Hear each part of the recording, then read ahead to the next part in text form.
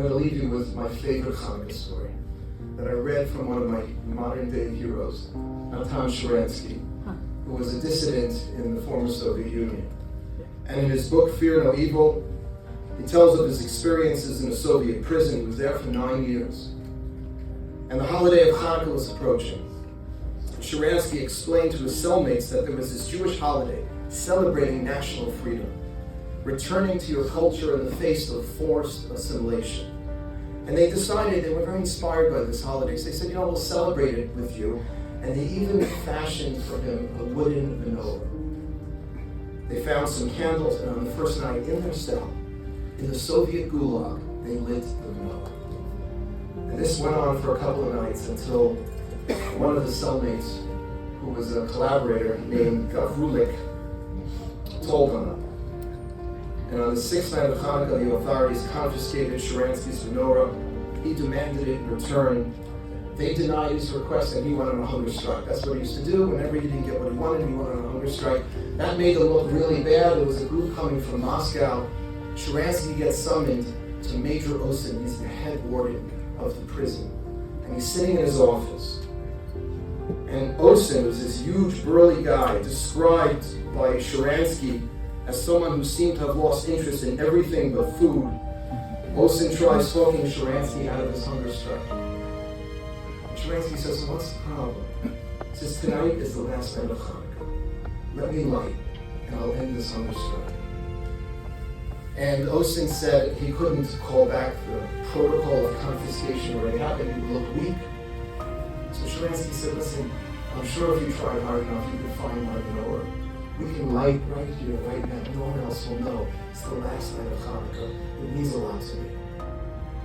So Osin opens up the drawer and pulls out the menorah. And Sharansky says, okay, need to light the candles. So he calls in Gulag to bring in a candle. Sharansky looks at him. If you ever seen Sharansky, he's about this high. He looks up and says, I need 8. It's the 8th night of Chanukah. And like Osin's up, you're pushing it. He takes out a pocket knife, cuts the big candle into 8 pieces. And the rest I'm going to quote from the book. I arranged the candles and I went to the coat rack for my hat, explaining to Osin that during the prayer, you must stand with your head covered and say Amen at the end of the blessing. Osin put on his major's hat, and he stood. I lit the candles, and I recited my own prayer in Hebrew, which went something like this. Blessed are you, O God, for allowing me to rejoice on this day of Chanukah, the holiday of our liberation, the holiday of our return to the way of our forefathers. Blessed are you, God, for allowing me to light these candles. May you allow me to light the Chanukah candles many times in your city, Jerusalem, with my wife, Avital, and with my family and with my friends.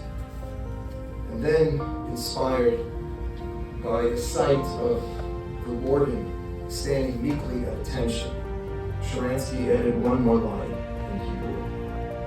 And may the day come when all of our enemies, who today are planning our destruction, will stand before us and hear our prayers and say, Amen. And Osin said, Amen.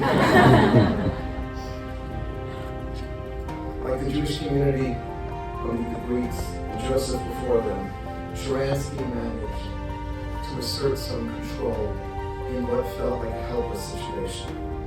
Taking our lives back, not feeling like a victim, becoming the masters of our own fate. It's a fundamental value in Judaism. And it's critical for our happiness both on the national and the individual level. Chanukah celebrates this idea of taking our lives back 2,000 years ago. In our own time, we have merited to experience this in seeing the Jewish peoples rising from the ashes of the Holocaust, a moment in history when we were the ultimate object of other people, to the creation of an independent Jewish state, with a strong army that can defend herself, an army that does not need to apologize for defending herself when she does so in her own defense.